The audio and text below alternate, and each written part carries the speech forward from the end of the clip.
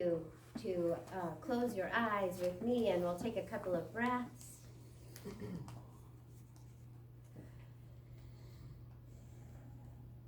Breathe in, God is. Breathe out, I am. Breathe in, God is. Breathe out, I am.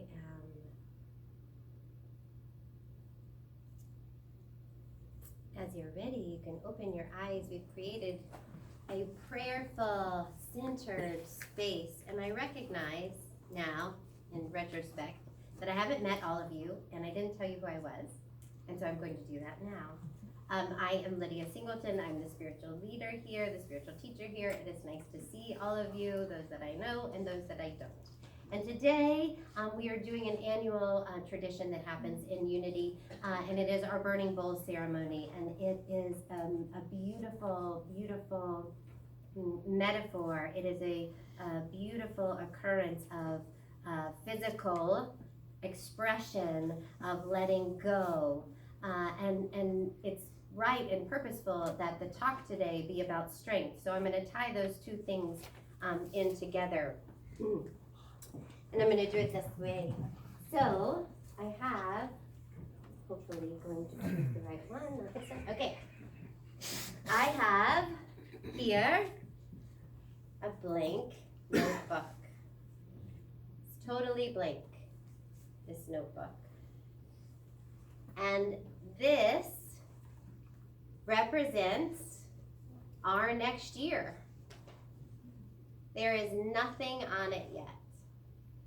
Nothing on it for 2020. Hasn't happened. Totally blank. Totally available for us to write our own story. To make choices day by day, moment by moment, that at the end of the year, there'll be this whole book of 2020. The story of our 2020 that we'll never get back again. And so we have a chance. What we do in our burning bowl ceremony is we embody strength.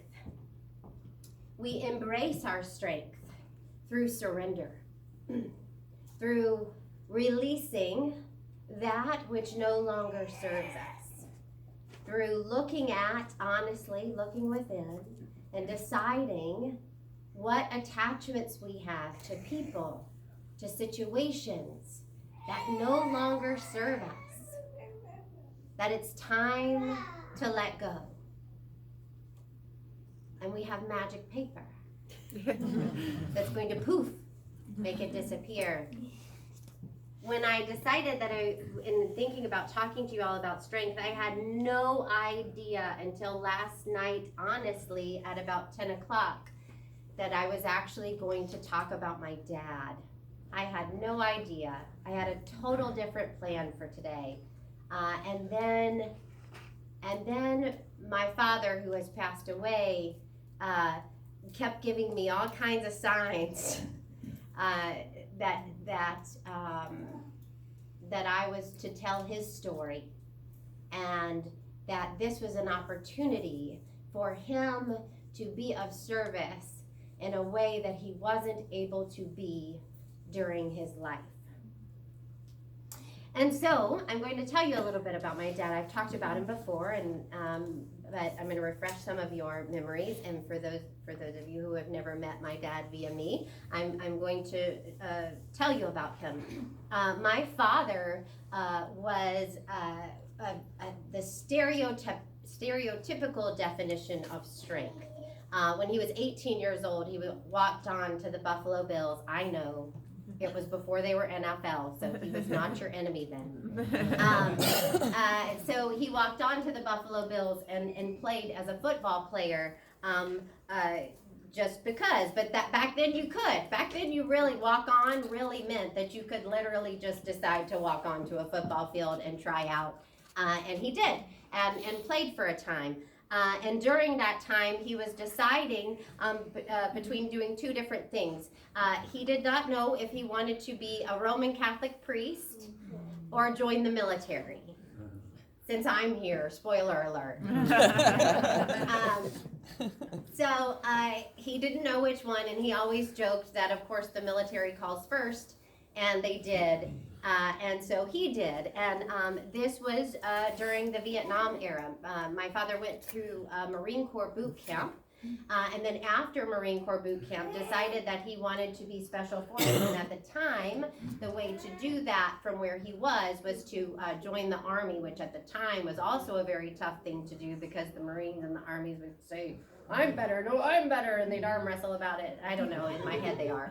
Anyway, so he switched over to the Army and went through Green Beret training, Special Forces training. I know some about Special Forces training, and I'm not going to share a lot of it that I know, but I will tell you this because we're talking about strength and stereotypical definition of strength. One of the things that my father shared with, not me, because he would never share these things with me, I overheard him talking to male friends that I had through the years. He would never speak to me about these things. So he'd get to talking with these male friends of mine, and I'd like sneak to the door so that I could try to learn about my father, and that was the way that I did it.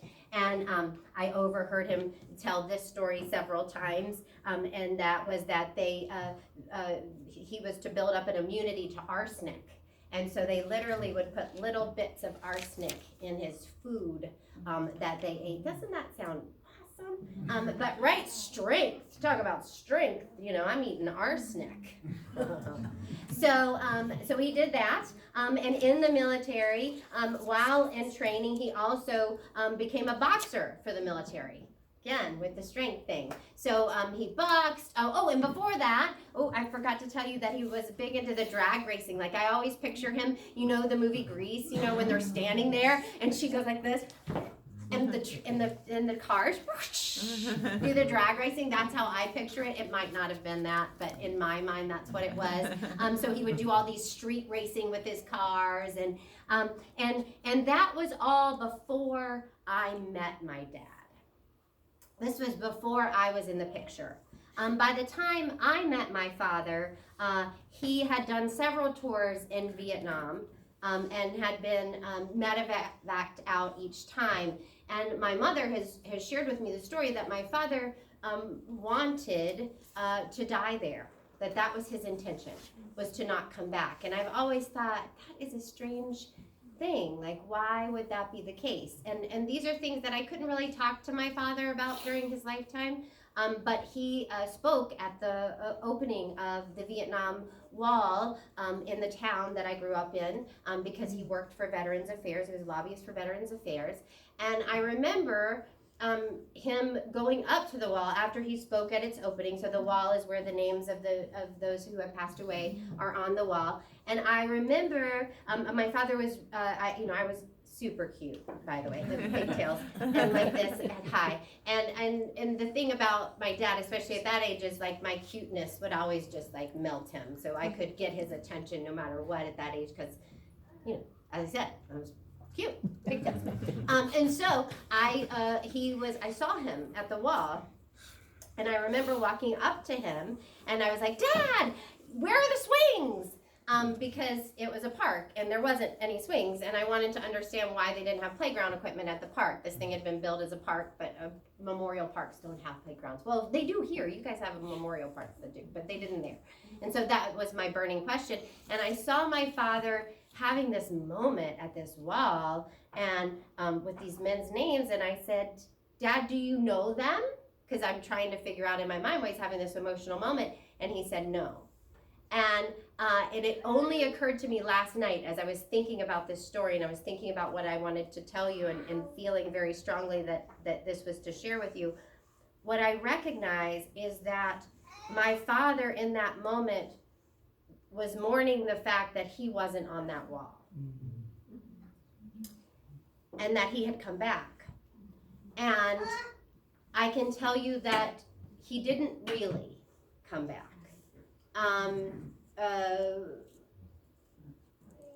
When I was 6 or 7, he had a brain aneurysm, and after that time, he began to just go downhill. He went from,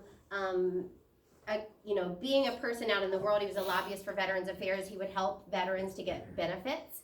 And he went from doing that to being relegated to our house, and then he'd go to the grocery store, and then Mom, who didn't know how to drive a car, went to work, and she had to go to work because he wasn't able to leave the house in the same way as he was before, and so things began to change. And this is the dad that I'm growing up with, that I know, right? And so Dad began to occasionally go out of the house, to the grocery store. And then there were 3-4 places that he would go. There was one chair in the kitchen, and then there was another chair in the living room, and then there was the bed, and then there was sometimes he would go to the grocery store or to the hardware store or out somewhere. And then those trips stopped, and then it became just the 3, the chair, this chair, that chair, bed. And then it became no longer the kitchen chair. It became just the living room recliner and the bed. And then by the time he passed away, it was just the recliner. And so his life got smaller and smaller and smaller. And what I think happened is that he was not able to release his past. I don't think that he was allowing himself to move on, to live again. I think that he had such guilt about his choices and what he might have done there that he didn't think he deserved a new blank book to write in, and so he wasn't going to give it to himself. He decided that he wasn't worthy of that new day. And then I thought last night, and I thought, wow, but what we didn't do in my house is we didn't say, hey, we're not moving on. We actually stoically looked like we were living, right? He looked like he was living life, but he wasn't.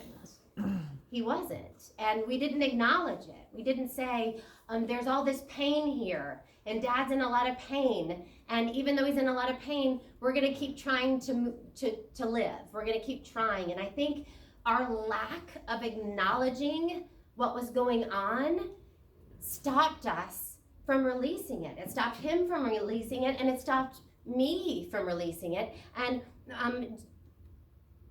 I don't know if he would have had a significantly different life if we had. But I know that I would have. I know that I would have, had we acknowledged it and decided to look at something that was painful and purposely let it go. And so today, my hope for us is that that's what we're going to do.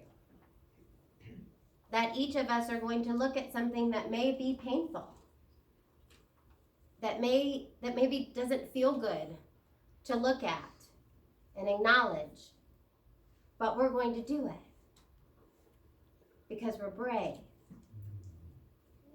And that's what brave people do. That's what strong people do. We have to have the strength to cry and to feel our emotions. Last night after, I need to tell you specifically, but everybody else can listen to. What I want you to know is that after this time where I kept feeling Dad, everyone in my house was asleep. I should have been too because I had an early morning, but I wasn't. I went into the bathroom and I went to brush my teeth, and I just couldn't stand up anymore. So I sat down on the bathroom floor, and I just felt it. I felt lots of emotions that I don't like to feel, but I faced it, and I felt it so that I could let go of it. And that's what we do. That's what we're here to do today. So let's all take a moment to go within, take some breaths, And it doesn't have to be heavy.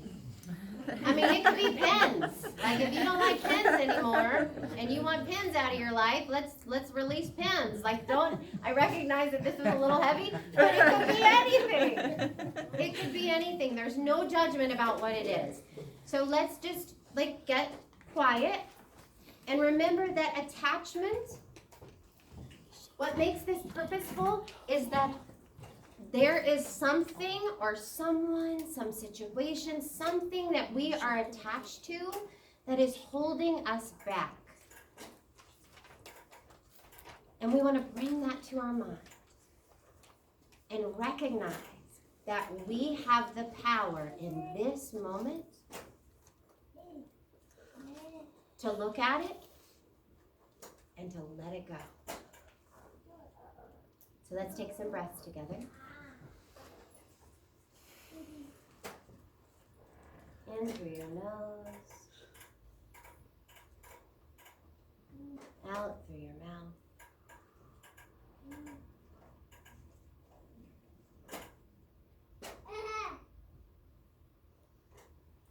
When you are ready, I invite you to put something on your paper. It doesn't have to, you can put initials, you can put a symbol.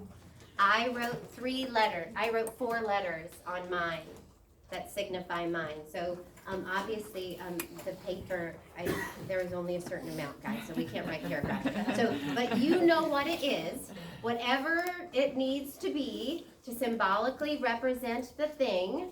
If you need a pen, or if you need another piece of flash paper, we have some, so it's okay. Just raise your hand and I will bring you some.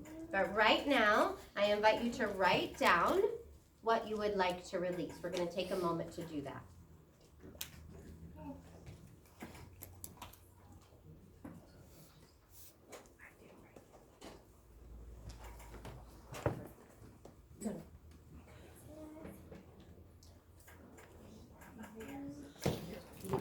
And as you write them down, I'm going to put it over there actually.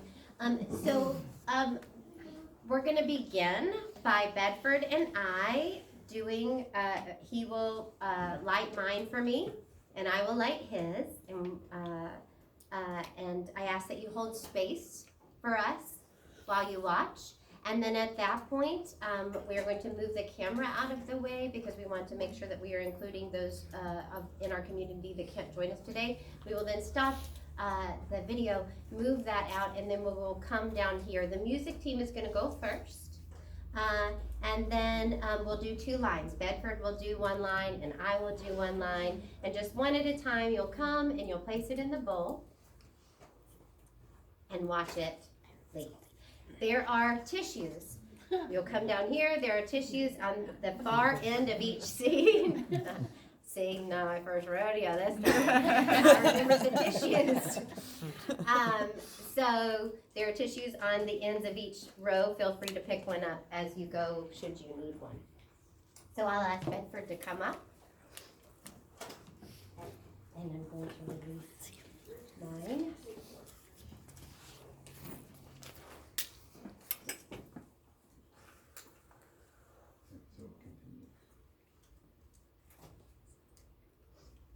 We're not going to have time to hug everybody, sorry, but I had to hug everybody. Okay. Ready? It's gone. So I'll invite them